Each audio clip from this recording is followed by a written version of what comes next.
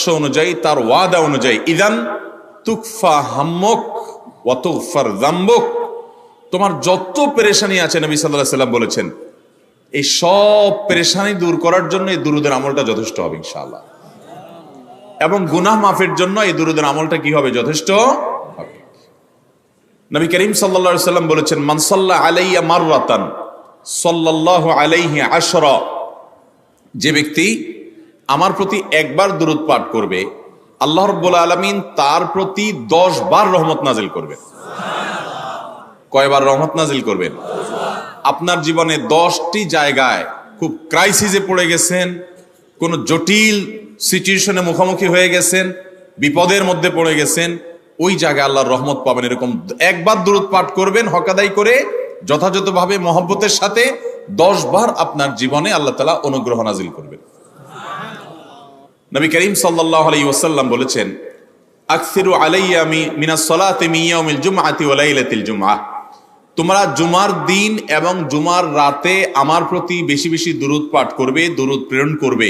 ফাইন্না সালাতাকুম মা'রুদাতুন আলাই, কারণ তোমরা যে দুরূদ পাঠ করো এটা আমার কাছে পেশ করেন আল্লাহর ফেরেশতারা, এবং রীতিমতো নামধাম সহকারে আল্লাহর একদল ফেরেশতা নিয়োজিত আছে। তারা বলেন, আল্লাহ, হে আল্লাহ রাসূল, আপনার অমুক উম্মত, অমুক অনুসারী, আল্লাহর অমুক বান্দা পৃথিবীর অমুক প্রান্ত থেকে, অমুক দেশ থেকে, অমুকের সন্তান, সে আপনার প্রতি দুরূদ পেশ করেছে জুমার দিনে, জুমার রাতে বা অন্য সময়ে।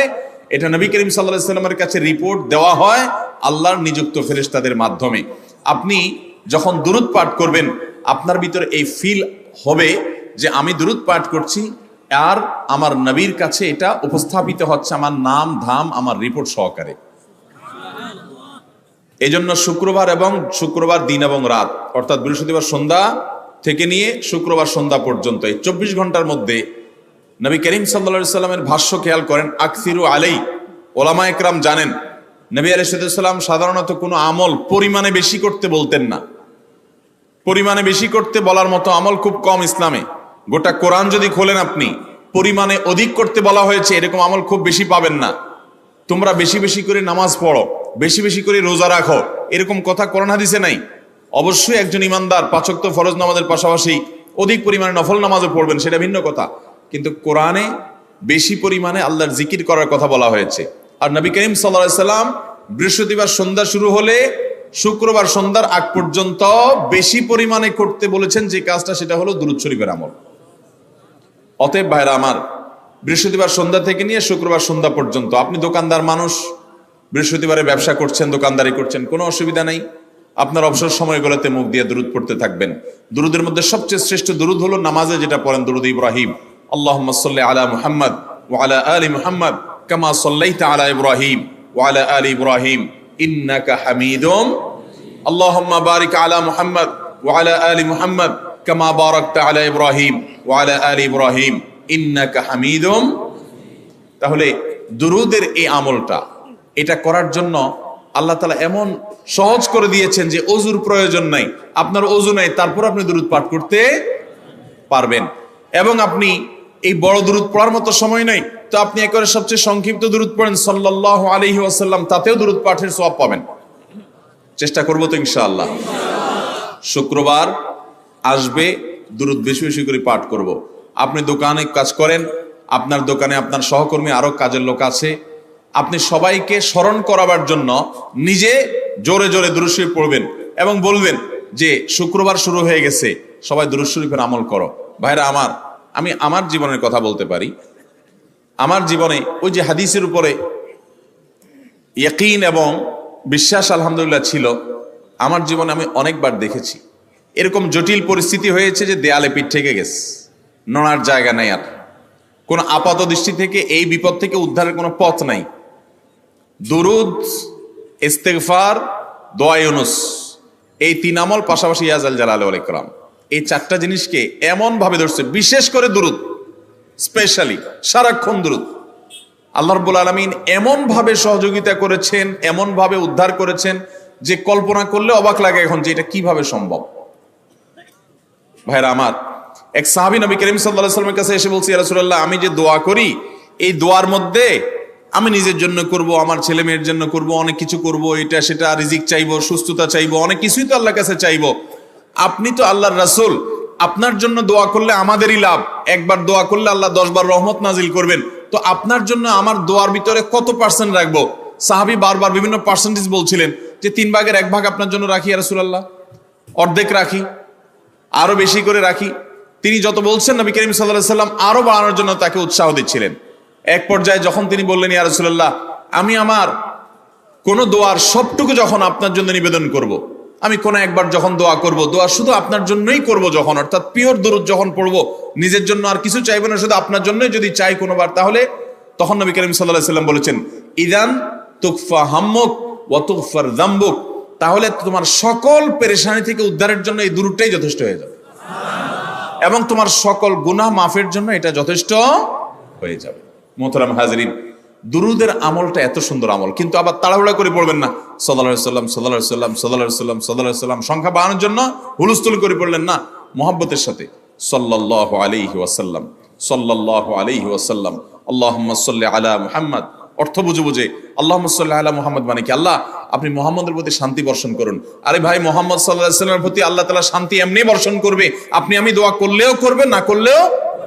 কিন্তু মাঝখান থেকে আমরা, ভাইরা আমার, কোন বড় কর্মকর্তার কাছে আপনার কোনো কাজের ঠেকা আছে, কর্মকর্তার ওই ছেলেটার আপনি দেখছেন যে খাচ্ছে না, আপনি যদি বলেন স্যার ছেলেটা খাচ্ছে না স্যার, একটু ডাক্তার দেখান স্যার, এভাবে তো বাঁচবে না, ওর কষ্ট হচ্ছে স্যার, আপনি বললেও উনি ওনার ছেলের দিকে কেয়ার করবে, কিন্তু আপনি এটা বলার কারণে তার নৈকট্য পাবেন কি পাবেন না, তার সিম্প্যাথি পাবেন কি পাবেন না। আরশে আজিমের মালিক তার হাবিবকে এত মহব্বত করেন, তিনি তার হাবিবের প্রতি এমনিতেই রহমত নাজিল করবেন, তাকে বিভিন্ন মর্যাদা আগে থেকেই দেওয়ার ঘোষণা দিয়ে রাখছেন, কিন্তু আপনি আমি দোয়া করলে আল্লাহ তাআলা তার মাধ্যমে আমাদের ভাগ্যকে সুপ্রসন্ন করে দিবেন। দুরুদের আমলকে জীবনের তরে আঁকড়ে ধরবেন ভাই, শুধুমাত্র জুমার দিন আর জুমার রাত না, সব সময় অধিক পরিমাণে। আরাবিয়ানদের মধ্যে আমলটা খুব বেশি আছে, তাদের দেখবেন তারা দুইটা আমল, মুখে দুইটা আমল, ভালো মন্দ তাদের মধ্যেও আছে, কিন্তু এই দুইটা আমল তাদের মধ্যে খুব ভালো। বেশিরভাগ মানুষই দেখা যায় অবসর সময় আস্তাগফিরুল্লাহ ইস্তিগফার করছে অথবা দুরুদের আমল করছে। আমাদের অবসর সব সময়গুলো নিয়ে গেছে মোবাইল ফোন। ভাইরা আমার, 4 বছর 5 বছর 6 বছর 7 বছর 10 বছর ধরে মোবাইল টিপতেছেন, ফেসবুক টিপতেছেন, ইউটিউব টিপতেছেন, বুকে হাত দিয়ে আমাকে জবাব দেয়া লাগবে না, নিজের বিবেককে একটু জবাব দেন। এই 10 বছর ফেসবুক, ইউটিউব, টিকটক, হোয়াটসঅ্যাপ টিপে আপনার অর্জন কি হয়েছে একটু হিসাব মিলান। এই যে স্ক্রল করতেছেন আঙ্গুল দিয়া, ঘন্টাকে ঘন্টা এই আঙ্গুল দিয়ে টানছেন টানছেন, নিচের দিকে যাচ্ছেন স্ক্রল করে ফেসবুকে, ইউটিউবে, একের পর এক, আপনার জীবনে অর্জনটা কি হয়েছে বলেন? ভাইরা আমার, এই মোবাইলের নিয়ন্ত্রণ করতে হবে, প্রয়োজনে ব্যবহার করতে হবে, কিন্তু এটাকে অনিয়ন্ত্রিত ব্যবহার করা যাবে না। একেবারে যখন তখন সারাদিন টিপাটিপি করলেন, আজকাল তো পোলাপান টয়লেটে গেলেও নিয়ে যায়। আল্লাহ তাআলা আমাদেরকে এই রোগ থেকে বেঁচে থাকার তৌফিক দান করুন। ভাইরা আমার, জীবনটাকে পরিবর্তন করতে হয়, সারা জীবন তো একরকম থাকলে হবে না। বহুত পাগলামি করেছি, আসুন নিজেকে সংশোধন করি। তাহলে জুমার দিন উপলক্ষে 1 নম্বরের আমল বলেছি, বেশি বেশি কোন আমল করতে হবে? সারা জীবন মনে রাখবো তো ইনশাআল্লাহ? বাসা বাড়িতে পরিবারের লোকদেরকে মনে করাবো তো ইনশাআল্লাহ? আমি আমার ড্রাইভার থাকুক, আমার ছেলে মেয়ে থাকুক, আমার পরিবারের লোক থাকুক, আমি আমার কথা আপনাদের বলি উৎসাহের জন্য, যে জুমার দিন শুরু হয়ে গেলে আমি, শুধু আমি না, আমার পরিবার অন্যান্যরাও একে অন্যকে আমরা স্মরণ করে দিই। কে কে দুরূদ পড়তে কতবার পড়ছো, কেউ পড়ছে কিনা একবারও, সন্ধ্যা হয়ে গেছে, অনেক হয়ে গেছে, সবাই শুরু করি, আমলটা করবো তো ইনশাআল্লাহ। নাম্বার 1। নাম্বার 2, জুমার দিন উপলক্ষে অন্য যে কোনো দিনের চাইতে জুমার দিন অর্থাৎ শুক্রবারের ফজর নামাজ পুরুষরা মসজিদে জামাতের সাথে পড়বেন, জামাতের সাথে পড়ার নিয়ত করবেন পাক্কা। কারণ অন্য যে কোনো দিনের ফজর নামাজ না, শুধুমাত্র যত নামাজ আছে, নবী করিম সাল্লাল্লাহু আলাইহি সাল্লাম বলেছেন আফদালুস সালাওয়াতে ইনদাল্লাহ, আল্লাহর কাছে দুনিয়ার সব নামাজের মধ্যে 5 ওয়াক্ত সাধারণ নামাজগুলোর মধ্যে সবচেয়ে উত্তম নামাজ হলো সলাতুল ফজরে মাআল জামাআতে ইয়াউমাল জুমআহ, জুমার দিন ফজরের নামাজ জামাতের সাথে আদায় করা হলো যত নামাজ আছে এর মধ্যে সবচেয়ে শ্রেষ্ঠ নামাজ। তাহলে জুমার দিনে এই বিষয়টা বিশেষভাবে খেয়াল রাখবো। জুমার দিন ফজর নামাজটা পুরুষরা কোথায় পড়বো, এবং সেটা বৃহস্পতিবার থেকে পরিকল্পনা শুরু করবো যে কালকের ফজর নামাজ যাতে কোনো অবস্থাতে আমার মিস না হয়। আমাদের আখিরাতের ব্যবসা এটা ভাই, আখিরাতের কারেন্সি সংগ্রহ করা। যত খুঁটে খুঁটে ভালো ভালো আমলগুলো করবেন, আপনার আমল নামাতে আমল সওয়াব জমা হতে থাকবে। চেষ্টা করবো তো ইনশাআল্লাহ। আমাদেরকে শয়তান অন্যদিন ফজরের নামাজ পড়ার সুযোগ হলেও শয়তান এমন ভাবে আমাদেরকে ধোঁকা দেয়, শুক্রবারে ফজরটা পড়াটা সবচেয়ে বেশি কঠিন হয়ে যায়। কেন জানেন? কারণ ইবলিস তো জানে হাদিস, আপনি জানেন না, হয়তো অনেকে হয়তো আজকে শুনছেন, আমি কোনো হাদিস না জানতে পারি, ইবলিস ঠিকই জানে যে ফজর নামাজ এই দিন যদিও জামাতের সাথে ফজর পড়ে ফেলায়, তাহলে তোর আখিরাতের ব্যবসা অনেক দূর আগে যাবে। ওর সাথে তো আমাদের বাবা আদমের সাথে সেই চ্যালেঞ্জ, আদম আলাইহিস সালামকে সিজদা করতে বলা হয়েছে, সে তো করে নাই, তার সৌজন্য বা তার জন্য সিজদা নিবেদন করে নাই। আল্লাহ তাআলা সেজন্য তাকে জান্নাত থেকে বের করে দিয়েছে। তার কারণে এই ইবলিস তখনই আল্লাহর সাথে, আল্লাহর সামনেই চ্যালেঞ্জ ছুড়ে দিয়েছে আদম আলাইহিস সালামের সাথে যে লাউবিয়ান্নাহুম আজমাইন, আমি আদমের সব সন্তানগুলোকে পথহারা করে ছাড়বো, ওদেরকে জান্নাতের পথে চলতে দিব না। এই জন্য আল্লাহ তাআলার কাছে সে কিছু পাওয়ার চাইয়া নিছে। এর ভিতরে একটা হলো কিয়ামত পর্যন্ত হায়াত পাবে, আরেকটা হলো আমাদের রগের সাথে সে মিশতে পারে, রক্ত প্রবাহের সাথে মিশতে পারে, শরীরের মধ্যে প্রভাব সৃষ্টি করতে পারে, আমাদেরকে দুর্বল করতে পারে, মন্দ দিকে টানতে পারে, ভালো কাজ যেন না হয় মনে মনে কুমন্ত্রণা সৃষ্টি করতে পারে। এই পাওয়ার সে নিয়ে এসেছে। এই জন্য তার সাথে আমাদের চ্যালেঞ্জ। সে হাদিস জানে যে জুমার দিন ফজর পড়লে আমাদের অনেক লাভ হয়ে যাবে। এই জন্য সে বৃহস্পতিবার রাতে, অন্য দিন যদি আপনি 10টা 11টা বা 11:30টায় ঘুমান, 12টায় ঘুমান, জুমার দিন অর্থাৎ বৃহস্পতিবার দিবাগত রাতে আইসা ইবলিস বলে, আরে পাগল হইছস, কালকে হলো শুক্রবার, দোকানদারি নাই, ব্যবসা নাই, চাকরি নাই, মহিলাদেরকে বলে কালকে পোলাপানের স্কুল নাই, মাদ্রাসা নাই, আজকে একটু টক শো, মিষ্টি শো, নাটক, সিনেমা, ইউটিউব, ফেসবুক, ওয়াজই শুন অন্তত। শয়তান কি বলে? ঠিক আছে, তো যদি এত ফিল্ম দেখতে মনে না চায়, তো যদি মুসলমান হস, নেককার হস, তো ঠিক আছে, অমুক হুজুরের ওয়াজ শুন। এই হুজুরের ওয়াজ শোনাত লাগাই দিয়ে রাত 1টা 2টা পর্যন্ত পার করে দিল। এরপরে ফজর নামাজ ওর জামাতের সাথে মিস, শেষ। ভাইরা আমার, প্রত্যেক বৃহস্পতিবার আসলে সন্ধ্যার সময় প্রতিজ্ঞা করব, সপ্তাহের অন্য দিন যদি আমার ত্রুটি বিচ্যুতি হয়ও আমি সেটাকে কারেকশন করার চেষ্টা করব, কিন্তু শুক্রবার ফজরটা পুরুষ হিসাবে আমি জামাতের সাথে পড়বই পড়বো। তার জন্য রাতে আগে আগে শোবো, ডাবল ট্রিপল অ্যালার্ম দিয়ে শোবো, অন্য নামাজি বন্ধুকে বলবো ফোন দিয়ে ডেকে দিবি, একে অন্যের সহযোগিতা করব, কিন্তু ফজরের নামাজ জুমার দিন ছাড়বো না ইনশাআল্লাহ। ঠিক আছে তো? কয়টা আমল হলো? 2টা। মনে রাখবেন তো ইনশাআল্লাহ? আগামী বছর তো আমার মাহফিল আমি আর করবো না, কিন্তু আগামী বছর যে মাহফিল করবেন সে আলোচককে আমি রিকোয়েস্ট করবো ইনশাআল্লাহ, আয়োজকরা এটার সবক জননায় আগামী বছর দিতে পারবেন তো ইনশাআল্লাহ? আমল যদি করেন তাহলে সবক ঠিকই দিতে পারবেন। ওই যে ভাই সবগুলো শুনে দিছে, কারণ এই আমল করেন। আচ্ছা, 3 নম্বর আমল হলো সূরা কাহাফ পড়বো। কোন সূরা পড়বো? সূরা কাহাফ। যারা কোরআন পড়তে পারেন না তারা শুনবেন, আর যারা পড়তে পারেন তারা নিজে পড়বেন। সূরা কাহাফ যদি জুমার দিন কেউ পড়ে, নবী করিম সাল্লাল্লাহু আলাইহি ওয়াসাল্লাম বলেছেন এই সূরাটা তার জন্য নূর হবে, নূর, আলো আল্লাহর তরফ থেকে।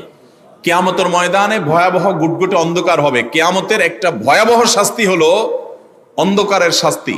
ভাইরা আমার, অন্ধকারের শাস্তি মানে এমন ভয়াবহ অন্ধকার হবে যে দুনিয়ার অন্ধকারের সাথে কোনো তুলনাযোগ্য নয়। সেই ভয়াবহ অন্ধকারে কিছু আমল আছে যে আমলগুলো মানুষের ওই অন্ধকারের মধ্যে আলোর কাজ দিবে। এর মধ্যে একটা হলো অজুর অঙ্গগুলো যদি কেউ ভালো করে অজু করে, সুন্দর করে ডলে ডলে যেন শুকনা না থাকে, উত্তম রূপে যদি অজু করে, কেউ পানি অপচয় না করে, পানি অল্প নয় কিন্তু ডলে বেশি, সুন্দর করে যদি কেউ অজু করে, এই অজুর অঙ্গগুলো কিয়ামতের ময়দানে উজ্জ্বল হয়ে জলজল করে জ্বলতে থাকে এবং তার জন্য আলোর কাজ দেয়। সবাই যখন অন্ধকারের আযাবের মধ্যে নিমজ্জিত থাকে, হাউতাশ করে, তখন এই ব্যক্তির এই আমলটা তার আলো ভূমিকা আসে। আর আরেকটা হলো এই সূরা কাহাফ। অন্য অনেক উলামা ইকরাম বলেছেন এর ব্যাখ্যা হলো সূরা কাহাফ যদি কেউ এক বৃহস্পতিবারে পড়ে, পরের বৃহস্পতিবার পর্যন্ত, এক শুক্রবারে যদি পড়ে, পরের শুক্রবার আগ পর্যন্ত পুরো সপ্তাহব্যাপী তার ভিতরে নূর, ঈমানের নূর, তাকওয়ার নূর, ইলমের নূর, আমলের নূর, ভালো মানুষ হওয়ার নূর তার ভিতরে আল্লাহ তাআলা সৃষ্টি করে দিবেন। এই জন্য জুমার দিন সূরা কাহাফ পড়বো তো ইনশাআল্লাহ। আলহামদুলিল্লাহ ভাই, আপনাদেরকে যে আমলগুলো করছি এগুলো আমি আমার পরিবার সদস্য, পরিচিত, সহকর্মী, আমি চেষ্টা করি সবাইকে স্মরণ করানোর এবং আমল করার চেষ্টা করি। আপনাদেরকেও বলছি ভাই, জুমার দিন যেহেতু, অতএব আজকে জুমার দিন উপলক্ষে বলে যাচ্ছি, জুমার দিনের এই 14-15টা আমলের মধ্যে সামারি করে আমি 5টা আমল করে দিচ্ছি যে এগুলোর গুরুত্ব অনেক বেশি অন্য অনেকগুলো চাইতে, এগুলো বিশেষভাবে করব।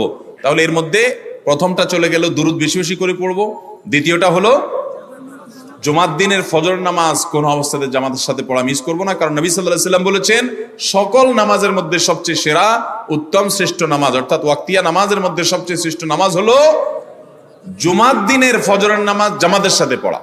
তাহলে মহিলারা কি করবে? মহিলারা পুরুষদেরকে উঠায় উঠায় মসজিদে পাঠিয়ে দিবে এবং সহযোগিতা করবে, তাহলে তার মাধ্যমে তারাও একই সওয়াব পেয়ে যাবে। আর 3 নম্বর আমলে বলেছিলাম সূরা কাহাফ, এটা নারী পুরুষ সবাই করবে বেশি বেশি করে, ঠিক আছে তো ইনশাআল্লাহ? আমরা অনেক ভাই আছি সপ্তাহের 6 দিন আমাদের কোরআন পড়ার সুযোগ হয় না, তো অন্তত জুমার দিন সূরা কাহাফটা যদি আপনি বাধ্যতামূলক করেন, আলহামদুলিল্লাহ এটা অনেক বড় সূরা, পড়তে আপনার 20-25 মিনিট 30 মিনিট সময় পর্যন্ত লেগে যাবে। আপনি আধা ঘন্টা সময় ধরে যদি আস্তে আস্তে সুন্দর করে পড়েন, তো সপ্তাহে একবার অন্তত কোরআনের সাথে আপনি সময় দিলেন। আরেকটা সুসংবাদ শুনেন, সূরা কাহাফ যদি কেউ মুখস্থ করে, তেলাওয়াত করে নিয়মিত, বিশেষ করে সূরা কাহাফের প্রথম 10টা আয়াত যদি কেউ মুখস্থ করে, নবী করিম সাল্লাল্লাহু আলাইহি সাল্লাম বলেছেন কিয়ামতের আগে দাজ্জালের যে ফিতনা আসবে, যেই ফিতনায় বহু মানুষ দাজ্জালকে আল্লাহ মনে করে বেঈমান হয়ে জাহান্নামে যাবে, এই ফিতনা থেকে পৃথিবীতে এমন কোন নবী ছিল না, এমন কোন রাসূল আসেন নাই।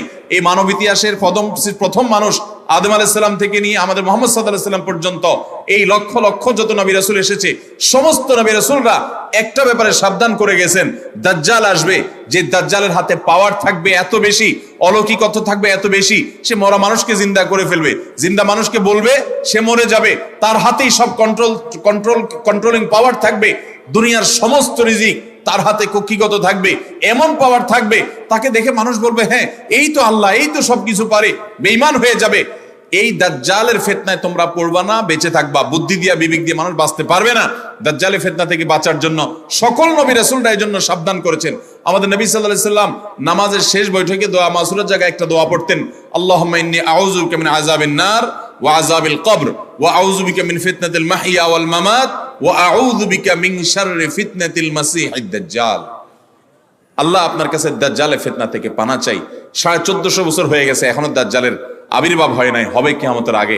কখন হবে আল্লাহ ভালো জানেন, কিন্তু নবী সাল্লাল্লাহু আলাইহি সাল্লাম বলেছেন সূরা কাহাফের প্রথম 10 আয়াত যদি কেউ মুখস্থ করে, তো এই ব্যক্তিকে আল্লাহ রাব্বুল আলামিন এবং যদি তেলাওয়াত করে, এই ব্যক্তিকে আমলের মাধ্যমে দাজ্জালের ফিতনা থেকে আল্লাহ বাঁচিয়ে রাখবেন। দাজ্জাল তো অনেক পরের কথা, কোথাকার কোন আল্লাহর প্রতি অবিশ্বাসী মুশরিক বা কাফের খেলোয়াড় একটু পায়ের ভেলকি দেখায়, লক্ষ লক্ষ কোটি কোটি মানুষ হুমড়ি খেয়ে তার ভক্ত হয়ে ইমানি চেতনা, আমলি চেতনা, তাকওয়া, তাহারাত সব খুঁয়ে বসে থাকে। আর সেখানে দাজ্জালের মতো এরকম মিরাকল, সব মিরাকল তার হাতে থাকবে। এরকম পরিস্থিতি যখন আসবে তখন মানুষ কি করবে? এখন এই যে তথ্য প্রযুক্তির উন্নতির এই সময়ে কত মুসলমানের সন্তান বেঈমান হয়ে যাচ্ছে, বিজ্ঞানরাই তারা আল্লাহ বানায় বসে থাকতেছে, আছে না নাই? ধারণামূলক বিষয়কে তারা চূড়ান্ত বিষয় বানিয়ে বসে আছে, বেঈমান হয়ে যাচ্ছে। এবং টাকার যে কারিশমা, টাকা দিলে সব হয়ে যায়, টাকা নাই তো কিছুই হয় না। এই জন্য বেঈমান হয়ে অনেকে বলে যে টাকাই নাকি দ্বিতীয় খোদা, নাউজুবিল্লাহ। ভাইরা আমার, দুনিয়ার এই ভেলকি কি দেখছি আমরা? আল্লাহর প্রতি ঈমান আনা, আখিরাতের প্রতি বিশ্বাস করাটা কঠিন থেকে কঠিন হয়ে যাবে, এরকম পরিস্থিতি তৈরি হবে দুনিয়াতে। তথ্য প্রযুক্তির উন্নতির নাম দিয়ে, এটার নাম দিয়ে, সেটার নাম দিয়ে মানুষের জীবনযাত্রা সহজ হবে, কিন্তু এর মাধ্যমে মানুষের ঈমান দুর্বল হওয়ার অনেক সম্ভাবনা, সংখ্যা তৈরি হবে এবং শয়তান সেগুলো সৃষ্টি করবে। এই আশঙ্কা থেকে বাঁচার জন্য সূরা কাহাফটা হলো মহৌষধের মতো। অতএব জুমার দিন প্রত্যেক শুক্রবারে সূরা কাহাফ পড়বো তো ইনশাআল্লাহ। মায়েরা, বোনেরা, আমরা ভাইয়েরা যারা আছি, বাবারা যারা আছি, আল্লাহর ওয়াস্তে জীবনের তরে নিয়ত করে নেন আজকের মাহফিল থেকে, জীবনে কখনো বৃহস্পতিবার সন্ধ্যা থেকে শুক্রবার সন্ধ্যার আগ পর্যন্ত আমার হাজার ব্যস্ততা থাকুক, সূরা কাহাফটা পড়া ছাড়া আমি কোনো কাজ করব না ইনশাআল্লাহ। আমি আল্লাহর অনেক বান্দাকে ব্যক্তিগতভাবে জানি, আমি নিজেও এতটা গুরুত্ব দিয়ে করতে পারি না।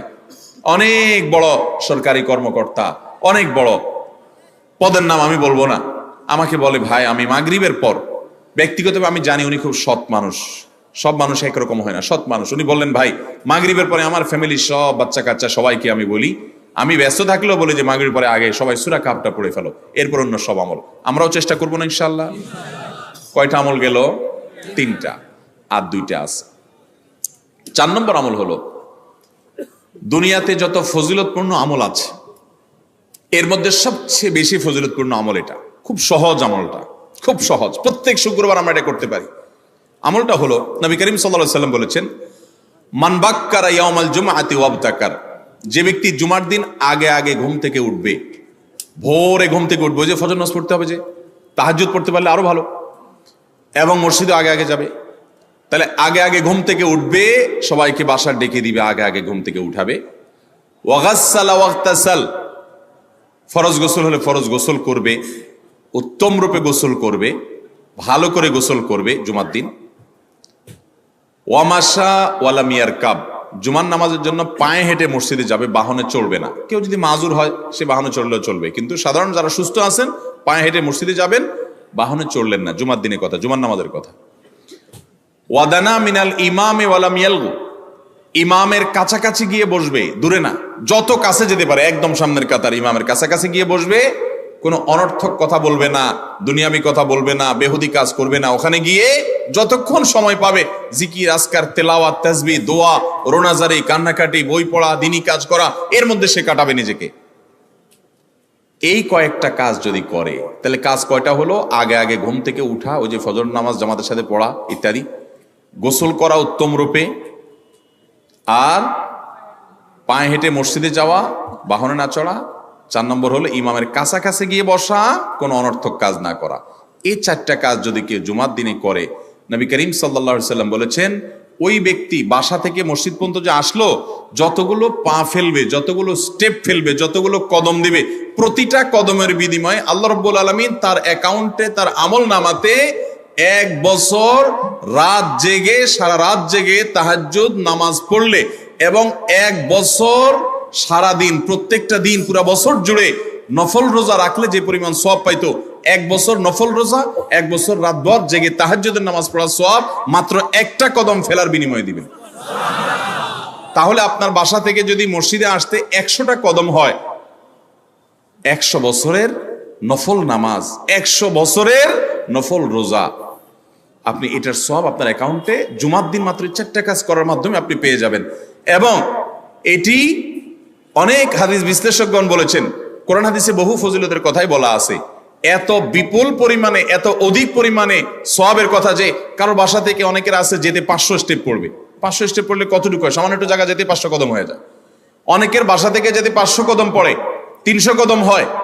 তো সে এই 500 বছর নফল নামাজ, নফল রোজা, রাত ভর দিন ভর করার সওয়াব, কন্টিনিউয়াসলি করার সওয়াব মাত্র এই মসজিদে গেল, আসলো, এই 4টা শর্ত পূরণ করে সেটা সওয়াবটা পেতে পারে। যদি সপ্তাহে 4 জমা হয়, তাহলে 4 বার 500 করে যদি হলো 2000 বছর, এভাবে তার আমল নামাজের সওয়াবের পাহাড় সে জমা করতে পারে শুক্রবারের ছোট্ট আমলটার মাধ্যমে। চেষ্টা করবো না ইনশাআল্লাহ? আমি দেশে বিদেশে অনেক আল্লাহর বান্দাকে আমি শুনেছি, এই হাদিস আমি যেদিন থেকে জেনেছি, আমি চেষ্টা করেছি এটার আমল, এটার প্রচার মানুষের মধ্যে ছড়ানোর। আমি যখন সৌদি আরবে, আজ থেকে আর অনেক বছর আগে, তখন কোন এক বক্তব্যে আমি আমলের কথা বলেছি। আমার অনেক ভাইয়েরা দেশে বিদেশে দেখে বলছেন, ভাই আমলটা শুরু করেছি, আমার কাছে ভালো লাগে, আপনারাও আমলটা করবেন, অন্য আরেকজনকে শিখাবেন এবং দাওয়াত দিবেন। ঠিক আছে তো ইনশাআল্লাহ? তাহলে কয়টা আমল গেল? 4টা। 1 নম্বর গেছে বেশি বেশি দুরূদ পাঠ করা, 2 নম্বর হলো জুমার দিনে ফজর নামাজ জামাতের সাথে পুরুষরা পড়া, 3 নম্বর হলো সূরা কাহাফ পড়া, তেলাওয়াত করা, আর 4 নম্বর হলো এই 4 শর্ত পূরণ করে মসজিদে আগে আগে গিয়ে সুন্দর করে খুতবা শুনে চলে আসা, কোনো কথাবার্তা, খুতবা চলাকালীন সময় কোনো কথাবার্তা, অনর্থক কাজ না করা। 5 নম্বর এবং সর্বশেষ আমল হলো, জুমার দিনে একটা সময় আছে দোয়া কবুল হয়। দোয়া কবুলের যে সময়গুলো আছে, এর ভিতরে অত্যন্ত ইম্পর্টেন্ট একটা সময় হলো জুমার দিন। শুক্রবারের একটা সময় সম্পর্কে নবী সাল্লাল্লাহু আলাইহি ওয়াসাল্লাম বলেছেন যে একটা সময় আছে শুক্রবারের, এই সময়ে বান্দা কোনো দোয়া করলে আল্লাহ তাআলা ফিরিয়ে দেন না, কবুল করেন। কিন্তু সময়টা যে ঠিক কখন, এটা হাদিসে নবী সাল্লাল্লাহু আলাইহি ওয়াসাল্লাম বলেন নাই, যাতে করে হয়তো আমরা সারা দিনেরই কম বেশি দোয়ার চেষ্টা করি। এই বিষয়ে মুহাদ্দিসগণ, হাদিস বিশ্লেষকগণ, পণ্ডিত ওলামায়ে কেরামগণ হাদিসের বিভিন্ন আকার ইঙ্গিতকে গবেষণা করে, অ্যানালাইসিস করে এক একজন এক এক সময়ের কথা বলেছেন। তবে বেশিরভাগ ইমাম, বেশিরভাগ পণ্ডিত ওলামায়ে কেরাম, বেশিরভাগ আপনার ইসলামিক স্কলারগণের বক্তব্য হলো যে এই সময়টা হলো জুমার দিনের শেষ প্রহর, আসরের পর থেকে নিয়ে সূর্য ওঠার আগ পর্যন্ত এই সময়টা। অতএব আমরা জুমার দিনের 5 নম্বর আমল হলো বেশি বেশি করে সারাদিনই কম বেশি দোয়া করব। দোয়ার জন্য সবসময় হাত তোলাও জরুরি না, যদিও সাধারণ অবস্থায় দোয়ার জন্য হাত তোলা আদব, কিন্তু আপনি চলতে ফিরতে, উঠতে বসতে, কাজের ফাঁকে আপনি আল্লাহর কাছে মনে মনে দোয়া নিবেদন করবেন। অনেক চাওয়া আমাদের কাছে, আমাদের আল্লাহর কাছে আছে। ভাইরা আমার, নবী রাসূলুল্লাহ সাল্লাল্লাহু আলাইহি ওয়াসাল্লাম বলেছেন, কারো পায়ের জুতার ফিতাটা ছিঁড়ে গেছে হাঁটার সময়, এটার এমন কি লাগালে ঠিক হয়ে যাবে, কিন্তু একজন ইমানদার ওইটার জন্য সে আল্লাহর কাছে সাহায্য চাইবে, আল্লাহ এটাও একটা বিপদ, একটা ছোট বিপদ থেকে অনেক কিছু ঘটে যায়, আপনি আমাকে উদ্ধার করেন। সে সবসময় আল্লাহর দিকে মনোনিবেশ করবে। নবী করিম সাল্লাল্লাহু আলাইহি ওয়াসাল্লামের পুরো জীবনকে যদি আপনি অ্যানালাইসিস করেন, আপনি অবাক হয়ে যাবেন। একটা বই আছে বাংলায়, বান্দার ডাকে আল্লাহর সাড়া, এটা বাংলা অনুবাদিত নাম। এই বইয়ের লেখক হলেন হিসনুল মুসলিমের যে রচয়িতা, উনি শেখ সাঈদ আল গাহতানি রহমতুল্লাহি আলাইহি। ওনার সোহবতে যাওয়ার, ওনার সান্নিধ্যে থাকার একাধিকবার খুব কাছাকাছি বসার সুযোগ আমার হয়েছে। সৌদি আরবের একজন বড় আলেম ছিলেন, দুনিয়া থেকে চলে গেছেন। তো ওনার লেখা বান্দার ডাকে আল্লাহর সাড়া, এই বইটা বেশ মোটা সোটা একটা বই। পুরোটা পড়বেন যে নবী করিম সাল্লাল্লাহু আলাইহি ওয়াসাল্লামের জীবনে যে কত রকমের দোয়া করতেন। আল্লাহ আজকার নাম একটা বই আছে ইমাম নববীর, এটাও বাংলা হয়ে গেছে অনুবাদ, আপনি পড়লে অবাক হয়ে যাবেন। ডক্টর খন্দকার আব্দুল্লাহ জাহাঙ্গীর রাহমাতুল্লাহ রাহে বেলায়েত একটা বই আছে দোয়া এবং জিকিরের, আপনি অবাক হবেন যে কি পরিমাণ দোয়া এবং জিকির নবী সাল্লাল্লাহু আলাইহি ওয়াসাল্লাম জীবনে পড়তেন। ঘুম থেকে উঠার সময় দোয়া আছে না নাই? এরপরে ঘুম থেকে উঠে যখন আপনি বাথরুমে যাবেন, দোয়া আছে না নাই? আবার টয়লেটে গেলেন, টয়লেট সেরে আসলেন, আপনি ওযু করবেন, ওযুর জন্য দোয়া আছে না নাই? বিসমিল্লাহ। এরপরে ওযু শেষ করলেন, কালিমায়ে শাহাদাত আছে না নাই? এরপরে আপনি যখন ঘর থেকে বের হয়ে মসজিদে যাবেন, বের হওয়ার দোয়া আছে। বের হয়ে আপনি মসজিদে যাচ্ছেন, যাই পথে পড়ার আলাদা দোয়া আছে।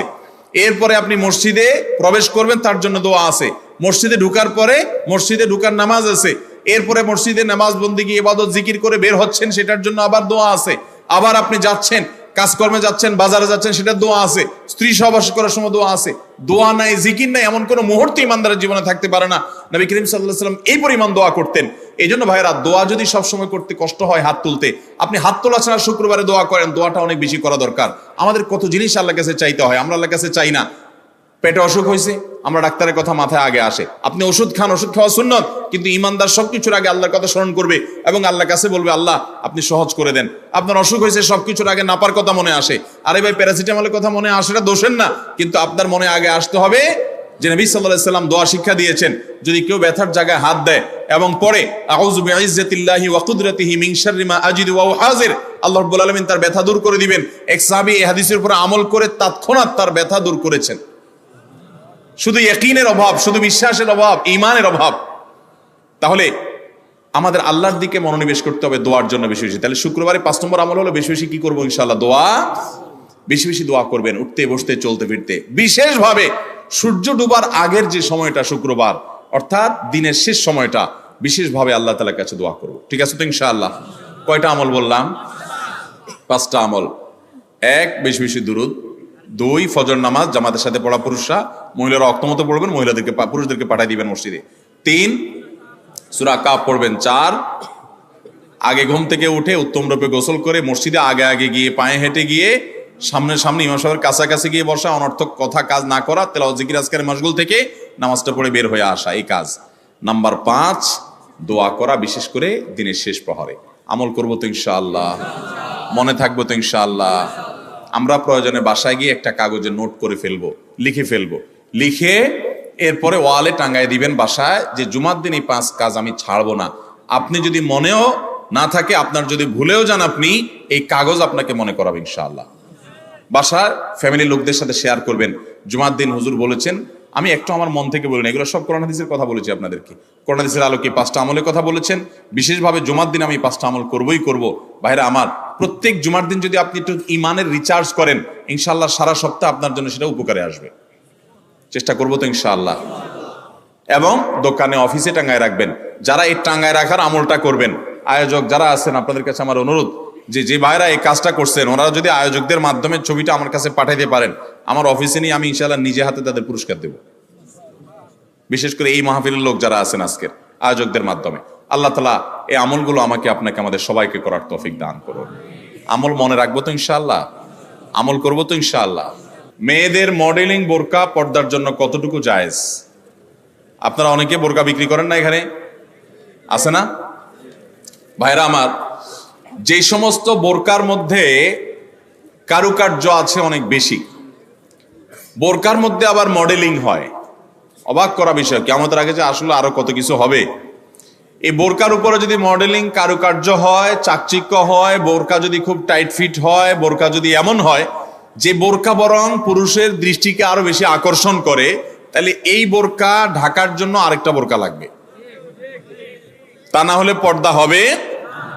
পর্দার উদ্দেশ্য হলো নিজের সৌন্দর্যকে অনাবৃত করা, নিজের সৌন্দর্যকে ঢেকে রাখা, এটাই হলো পর্দার কি উদ্দেশ্য। সেখানে যদি পর্দার উদ্দেশ্যটাই নষ্ট হয়ে যায়, তাহলে এই বোরকা পরলে পর্দা করার যে নির্দেশ সেটা পালন হবে। ভাইরা আমার, এই জন্য টেডি মার্কা বোরকা, আপনার এই মডেলিং মার্কা বোরকা, স্টাইলিশ বোরকা, এগুলা পর্দা হবে না এগুলা দ্বারা। হ্যাঁ, কোনো নারী তিনি খোলামেলা চলাফেরা করেন, তিনি দিনের পথে মাত্র আসছেন, মডেলিং দিয়ে শুরু করছেন, আস্তে আস্তে ইনশাল্লাহ পিওর বোরকা যাবেন, হ্যাঁ, সেই হিসাবে তার জন্য আমি বলতে পারি এটা ওজর, ঠিক আছে, উনি চেষ্টা করেছেন, শুরুটা অন্তত করেছেন। কিন্তু ভাইরা, পরিপূর্ণ পর্দা করতে চাইলে এই মডেলিং বা স্টাইল মার্কা বোরকা হবে। আচ্ছা বলেন তো, আপনার আমার মা বোন বা স্ত্রীকে যদি আমরা বাহিরে নিয়ে যাই, তাদের সাথে আমরা বাহিরে যাই, তারা যদি খোলামেলা পোশাক পরে যায় বা এমন পোশাক পরে যায় যেটা সব পুরুষের দৃষ্টিকে আকৃষ্ট করে, তাহলে অন্য সব পুরুষরা তার দিকে তাকাইলে আপনার কাছে ভালো লাগে না খারাপ লাগে? কেমনে খারাপ লাগে? অনেক পুরুষটা আছে বউয়ের ছবি ফেসবুকে দিয়ে বলে আপনাদের ভাবি কেমন হলো বললেন। অনেক পুরুষ এই কাম করে না?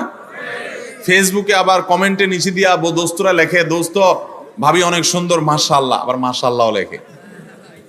এরপরে আবার দোস্ত আবার রিপ্লাইতে দেয় কি, ধন্যবাদ দোস্ত, মানে আমার বউরে তুই সুন্দর বলছস, তার মানে তুই দেখছস, মনে মনে জল্পনা কল্পনা করছস, করে আবার লিখছস, এই জন্য তোর ধন্যবাদ। ভাইরা আমার, মানুষের বিবেক যখন লোপ পেয়ে যায় তখন সে হিতাহিত জ্ঞান হারিয়ে ফেলে। আমাদের মা, আমাদের বোন, আমাদের মেয়ে, আমাদের স্ত্রী, তাদেরকে নিয়ে আমরা যখন খোলামেলা পোশাকে যাব, কোনো বিয়েতে আপনি যখন যাবেন, কোনো মার্কেটে যাবেন, একেবারে চাকচিক্যপূর্ণ পোশাক, একদম খোলামেলা অশ্লীল, তো জগতে বা রাস্তায় যত পুরুষরা তাদেরকে দেখবে, এই সৌন্দর্য দেখার পর পুরুষদের মনে মনে তাকে নিয়ে বাজে চিন্তা, জল্পনা কল্পনা, মনে মনে জেনা, এটা হবে কি হবে না? না, হবে না। সবাই কি বাজে চিন্তা করে আপনার মতো? পবিত্র চিন্তা করতে পারে না? কি বলেন ভাইরা আমার? যারা নিজেদের বউকে নিয়ে এটা নিয়ে সন্দেহে আছেন, আমি তাদেরকে বলতেছি, আমাকে উত্তর দেওয়া লাগবে না, আপনার নিজেকে প্রশ্ন করেন, নিজের বিবেককে প্রশ্ন করেন। আপনি এরকম মহিলা রাস্তাঘাটে দেখলে আপনার কি হাল হয়? আপনি যা যা চিন্তা করেন, আপনার বউ, আপনার মা বোনকে নিয়ে এভাবে আপনি বের হলে অন্যরাও সে চিন্তাই করে। আল্লাহ আমাদের বিবেকটাকে খোলার তৌফিক দান করুন।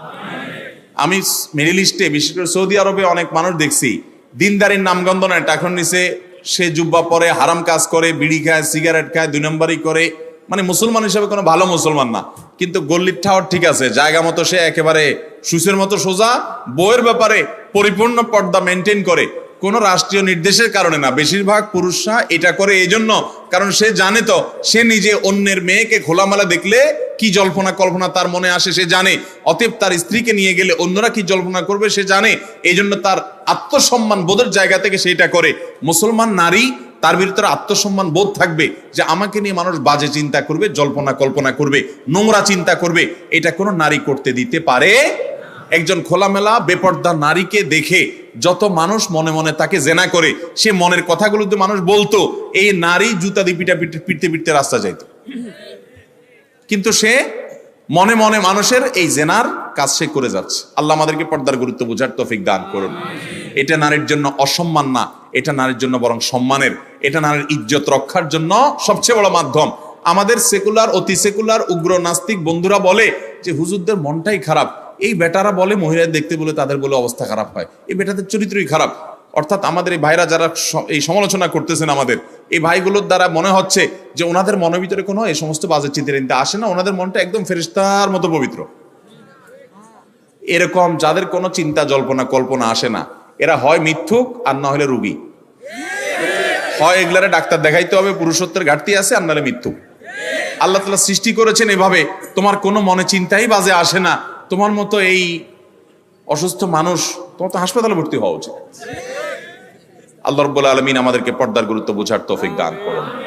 অনেক পুরুষ আছে নিজের বউয়ের জন্য চাকচিক্যপূর্ণ বোরকা পরে নিয়ে যান। না ভাই, আপনার বউর যত সাজগোজ সব বাসা বাড়িতে হবে একান্তে। আপনি বাইরে রাস্তাঘাটে কেন বিলে বেড়াচ্ছেন? মহর দিয়ে বিয়ে করছেন আপনি, আর রাস্তাঘাটে মানুষকে দেখা বেড়াচ্ছেন। আত্মসম্মান বোধ থাকা উচিত। আল্লাহ আমাদেরকে পর্দার গুরুত্ব বোঝার তৌফিক দান করুন। তাহলে স্টাইলি বোরকা এগুলো পড়লে কিন্তু কাজ হবে না, বোরকার কাজ হবে না। আমি এখান থেকে গ্রামে যাব এবং ওই দিনই আবার চলে আসব, এক্ষেত্রে আমার নামাজ কি কসর করতে হবে? দেখুন, গ্রামে আমরা প্রত্যেকে যার যার বাড়িতে যখন যাব, সেটা আমাদের মূল ঠিকানা, আসল ঠিকানা হলে সেখানে আমি 1 ঘন্টার জন্য যদি যাই, নামাজ আমাকে পুরা পড়তে হবে। নিজের স্থায়ী ঠিকানাতে কখনো কসর হয়?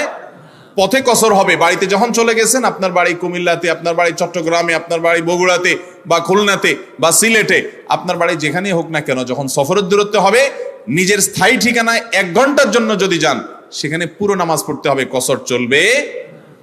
কিন্তু কিছু লোক আছে, গ্রামে বাড়ি আছে ঠিক আছে, কিন্তু তাদের গ্রামের বাড়ি এখন আর স্থায়ী ঠিকানা না। ধরুন আপনি ঢাকা শহরে বাড়ি কিনছেন বা ফ্ল্যাট কিনছেন, পাসপোর্টে, এনআইডিতে, সরকারি সব কাগজে পত্রে ঠিকানাতে আপনি স্থায়ী ঠিকানাও এটা, বর্তমান ঠিকানাও এটা।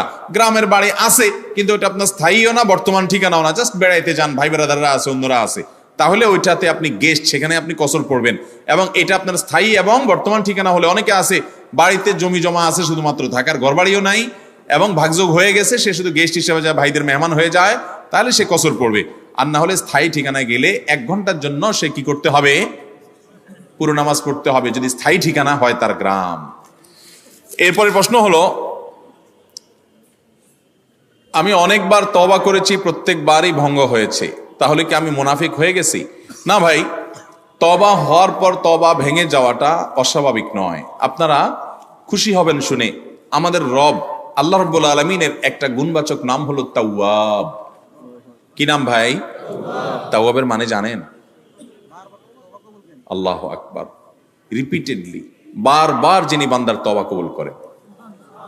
এই জন্য ভাই, একবার গুনাহ হয়ে গেছে, আল্লাহর কাছে তওবা করেছেন, চেষ্টা করছেন যে আর যেন না হয়, কিন্তু আবার শয়তান কাত করে ফেলে দিয়েছে, আবারও তওবা করে ফেলবেন এবং দুর্বল হবেন না। এখানে ইবলিস আপনাকে বলবে, তুই এতবার একই কাজ করে তওবা করছস আল্লাহর কাছে, আবার কোন মুখে তওবা করবি? থাক, বাদ দে। আপনার তওবা থেকে দূরে সরাবে। এটা হলো শয়তানের সবচেয়ে বড় অস্ত্র। কখনো নিরাশ হওয়া যাবে না। তওবা আগের বারের চাইতে পরের বারটা আরো স্ট্রং করবেন, যে ঠিক আছে আগের বারটা তওবা আমি দুর্বল ছিল, এটাকে আরো স্ট্রং করব, চেষ্টা করবো না ইনশাআল্লাহ। তাহলে তওবা বারবার করতে হবে, বারবার করতে হবে। ভেঙে গেলে আরো শক্ত, হার্ডলি তওবা করতে হবে, নিজের প্রতি নিজে শাসন চালাতে হবে। এভাবে ইনশাআল্লাহ সামনে আগাইতে হবে। ভারতবর্ষের একজন কবি বলেছেন, আরে ইয়ে কুস্তি তো হয় অমর ভর কি, কবি ও দাবালে কবি তু দাবালে। ইবলিসের সাথে তোমার লড়াই তো সারা জীবনের। কখনো ইবলিস তোমাকে কাত করে ফেলে দিবে, তোমার দ্বারা গুনাহ করায় ফেলবে, আবার কখনো চোখের পানি ফেলে কেঁদে কেটে আল্লাহর কাছে একান্তে। ভাইরা, কিছু নির্জন সময় কাটানো দরকার। আমাদের কোনো নির্জন সময় নাই। নির্জন সময় হলে ওই মোবাইলে আমরা ঢুকে পড়ি, মোবাইল টোবাইল বন্ধ করে ফেলে দিনে রাতে 24 ঘন্টার ভিতরে 5 ওয়াক্ত নামাজের পরে আগে যে কোনো সময় অন্তত 2-4-5টা মিনিট একটু চিন্তা ভাবনা করবেন, একটু নিজের হিসাব মিলাবেন, আল্লাহর সাথে কথা বলবেন। আজকে একটা গুনাহ হয়ে গেছে, আজকে একটা কাস্টমার মহিলা আসছে, তার সৌন্দর্য দেখে তাকে নিয়ে বাজে চিন্তা জল্পনা কল্পনা করেছি, নোংরামি করেছেন, গুনাহ কাজ করেছেন। কোনো কাস্টমার এসেছে, তার সাথে ফাঁকি ঝুঁকি দিয়েছেন, 2 নাম্বারই করেছেন, মিথ্যা কথা বলেছেন, কিনা দর এত আছে বলেছেন, আসলে এত আসে নাই। এই যে মিথ্যা বলেছেন কয়টা টাকার জন্য, এই টাকা দুনিয়াতে থেকে যাবে, মিথ্যাটা আপনার আমলনামা যুক্ত হয়ে আখিরাতে যাবে। এইসব কথা চিন্তা করে আল্লাহর কাছে চোখের পানি ফেলে একান্তে, আল্লাহ করে ফেলেছি আজকে শয়তানের পালায় পড়ে, আল্লাহ খেয়াল ছিল না, আপনি মাফ করে দেন। মালিক, আপনি মাফ না করলে কিয়ামতের ময়দানের শাস্তি হবে ভয়াবহ। দুনিয়াতে আপনি ছেড়ে দেন, আল্লাহ মাফ করে দেন। মাফ চায়া দুনিয়া থেকে ওইটাকে নিষ্পত্তি করেন, একটু চোখের পানি ফেলেন, সেজদায় পড়ে যান, 2 রাকাত সালাতুত তওবা নামাজ পড়ে আল্লাহর কাছে মাফ চান, এরপরের দিন আরো স্ট্রং করেন। এভাবে আপনি লড়াই চালাতে থাকবেন। আরে এই কুস্তি তো হয় অমর ভর কি, কবি ও দাবালে কবি তু দাবালে। শয়তান গুনাহ কমা আপনার দ্বারা করায় সে জিতে যাবে, আর আপনি তওবা করে চোখের পানি ফেলে গুনাহ মাফ করিয়ে তারপরে আপনি শয়তানের উপরে জিতে যাবেন। তওবা করতে থাকবো তো ইনশাআল্লাহ। তওবা করতে কখনো ক্লান্ত হবেন, তওবা অব্যাহত রাখবেন, অনবরত রাখবেন। দুনিয়াতে কোনো ফেরেশতা মানুষ নাই, সবাই গুনাহ করে। এর মধ্যে সবচেয়ে উত্তম মানুষ হলো গুনাহ করার পর যে নিজের ভুল বুঝতে পারে, নিজেকে শাসন করে সংশোধন করে সে তওবা করে মাপ চায়। মনে রাখবেন, যে ব্যক্তি তওবার শর্ত আদায় করে, তওবার শর্ত কি? তওবার শর্ত হলো যে কাজটা করেছি গুনার কাজ, এটার জন্য নিজেকে নিজে শাসন করলাম, কেন আমি এত নিকৃষ্ট কাজ করলাম, আল্লাহ আমার প্রতি কত ইহসান করেছেন, কত অনুগ্রহ করেছেন, আমার জীবনে কত বিপদ এসেছে, আল্লাহ উদ্ধার করেছেন, তাহলে আমি কেন গুনার কাজটা করলাম? নিজেকে শাসন করা, ভবিষ্যতে না করার পরিকল্পনা করা, লজ্জিত হয়ে চোখের পানি ফেলে আল্লাহর কাছে মাপ চাওয়া। এই কাজটা যদি আপনি বারবার করেন, আপনি নিশ্চিত থাকতে পারেন আপনার তওবা দিন দিন আস্তে আস্তে স্ট্রং হবে এবং একটা সময় আপনি গুনাহ ছাড়তে পারবেন ইনশাআল্লাহ। এই জন্য তওবা কখনো ছাড়া যাবে, যতবারই তওবা ভাঙুক, তওবা আরো স্ট্রং করে করতে হবে। এরপরে প্রশ্ন হলো, কেউ কালো জাদুগ্রস্ত হয়েছে এমন যদি জানতে পারে তাহলে তার করণীয় কি? এ বিষয়ে আমরা বিভিন্ন জায়গায় প্রশ্ন পাই, ভালো করে শুনে রাখেন। বিশেষ করে আপনারা পুরান ঢাকার কাছাকাছি এলাকার মানুষ, পুরান ঢাকায় সবচেয়ে বেশি, চট্টগ্রামে প্রচুর পরিমাণে আছে। আমাদের দেশে এখন ব্ল্যাক ম্যাজিক, কালো জাদু যেটাকে আমরা বলি, এই কালো জাদু টোনা এগুলো এই পরিমাণ বাড়ছে। আমি সারা দেশে ঘুরে বেড়াই, শত শত হাজার হাজার মানুষের প্রশ্ন আমার কাছে আসে। প্রতি সপ্তাহে এভারেজ আমার কাছে অন্তত 25 থেকে 30 হাজার প্রশ্ন মানুষের আমার কাছে আসে। আলহামদুলিল্লাহ, শুধুমাত্র শুক্রবারের লাইভে আমাদের 15 থেকে 20 হাজার এক ঘন্টার মধ্যে প্রশ্ন আসে। এই হাজার হাজার প্রশ্ন নিয়ে আমরা কাজ করি। মানুষের অবস্থা আমি জানি প্রশ্নগুলোর মাধ্যমে। এই দেশে প্রতিটা ঘরে ঘরে ব্ল্যাক ম্যাজিকের রুগী আছে। আল্লাহ যাকে বাঁচাইছে তারা ভিন্ন, কিন্তু আমি দায়িত্ব নিয়ে বলতে পারি ম্যাক্সিমাম ফ্যামিলিতে ব্ল্যাক ম্যাজিকের রুগী ভরা, আমরা টেরও পাচ্ছি না। ছোট পোলাপান অস্বাভাবিক চিল্লাচিল্লি, অস্বাভাবিক দুষ্টামি, ওই দুষ্ট জিনের উপদ্রব অথবা ব্ল্যাক ম্যাজিক। অসুস্থ, কোনোভাবে ভালো হচ্ছেন না, বহু ট্রিটমেন্ট করছেন, চেক আপ করেছেন, ডায়াগনোসিস হচ্ছে না। সবসময় নিশ্চিত না, কিন্তু অনেক ক্ষেত্রেই এগুলা ব্ল্যাক ম্যাজিকের রুগী হওয়ার সম্ভাবনা। আপনারা দেখবেন ফেসবুকে ইদানিং এই উৎপাত বেশি বাড়ছে। বিভিন্ন পোস্টের কমেন্টে দেখবেন পোস্টার দিয়া প্রচার করে তান্ত্রিক অমুক কামরূপ কামাখ্যা থেকে প্রশিক্ষণ প্রাপ্ত। দেখছেন নি? এগুলো হলো শয়তানের খালাতো ভাই, সাক্ষাৎ খালাতো ভাই। এবং আপনার বিভিন্ন ঢাকা শহরের পিলারে পিলারে দেখবেন এই তান্ত্রিক অমুক, ভাগ্য বদলায় দেয়, এটা করে সেটা করে, এসব শয়তানি অ্যাডভার্টাইজ দেখছেন না? দেখেন নাই? ব্ল্যাক ম্যাজিক এটাকে এক সময় আমাদের এক শ্রেণীর শিক্ষিত মানুষ বলতো যে এগুলো হুজুরদের আজগুবি কথা, কিসের আবার ব্ল্যাক ম্যাজিক, দেখা যায় না, শোনা যায় না, বুয়া বোগাস কথাবার্তা। বাইরে আমার, এই যে কদিন আগে বিশ্বকাপ ফুটবল শেষ হয়ে গেল, আমি নিজে অনেকগুলো মিডিয়াতে দেখেছি বিশ্বকাপ ফুটবলে অনেক বড় বড় খেলোয়াড়দেরকে দুর্বল করার জন্য প্রতিপক্ষের খেলোয়াড় বা বাজিকরেরা, বিভিন্ন লোকেরা ব্ল্যাক ম্যাজিক করেছে এবং কোটি কোটি টাকা খরচ করে ব্ল্যাক ম্যাজিক করে তাদেরকে অচল করে দেওয়ার চেষ্টা করে। আরে বিশ্বকাপ অনেক দূরে রাখেন, আমার দেশে আসেন, একটা খেলা আছে, নাম হলো পাতা খেলা। আপনি গুগলে সার্চ দিয়ে যে পাতা খেলা দেখলে আপনি পাবেন। আমি সার্চ দিয়ে অন্তত 2-4-5টা জাতীয় দৈনিকের রিপোর্ট, প্রতিবেদন, এই খেলার আদ্য পান্ত জেনে তারপরে কথা বলছি। আমি আলহামদুলিল্লাহ ওই ফেসবুকে ঠুনকো ঠানকো কোথায় কি পাইছে টাইছে এগুলো নিয়ে আমি কথা বলি না, বক্তব্য দেই না। আমি চেষ্টা করি যেটা বলবো সেটা জেনে শুনে দায়িত্ব নিয়ে তারপরে আমি বলার চেষ্টা করি। এই পাতা খেলার উপরে আমি অনেক পড়াশোনা ঘাটাঘাটি করেছি, অনলাইনে অনেক আর্টিকেল পড়েছি, অনেক প্রতিবেদন পড়েছি। আমাদের দেশে হয়, আপনার উত্তরবঙ্গের দিকে বিশেষ করে হয় অনেক জেলাতে। এই পাতা খেলাটা অবাক করা এক খেলা, যে এটা পুরাটাই ওই জাদু মন্ত্রের খেলা। এবং এটা আমাদের দেশে অনেক আগে থেকে একসময় হিন্দুদের মধ্যে প্রচলন ছিল। এখন মুসলমানরা এটাই কোনো দোষী কিছু মনে করে না, পড়তেছে রীতিমতো কুফুরি এবং ইমান চলে যাওয়ার মতো বিষয়। এখানে কুফুরি কিছু মন্ত্র আছে, শয়তানি কিছু মন্ত্র আছে। শয়তান আমরা যাকে দেখি না, এটা আরেক আলোচনা, ঘন্টায় ঘন্টা আলোচনা করতে হবে, শয়তান নিয়ে আজকে আলোচনা করব না। এই শয়তানের মন্ত্র, কুফুরি মন্ত্র, এই মন্ত্র পাঠ করার মাধ্যমে এই অলৌকিকত্ব দেখা যায়। কি হয়েছে, একটা লোকের নাম দেয় পাতা, আসলে ওইরকম আদতে কোনো পাতা না, একটা ব্যক্তি।